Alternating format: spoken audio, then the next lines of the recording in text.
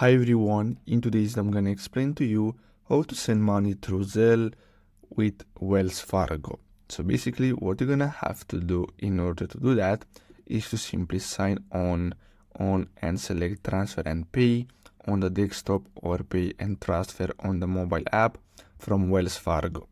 Then simply select Zelle and then select send.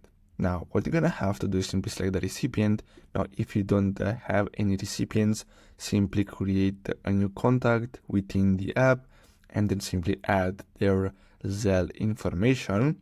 Then what you're gonna have to do is simply enter the amount of money that you want to send them and then select review to see all the information, to see if the information that you entered is correct.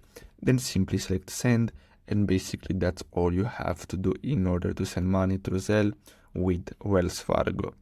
So I really hope you found this video helpful. Don't forget to like and subscribe. Thanks for watching.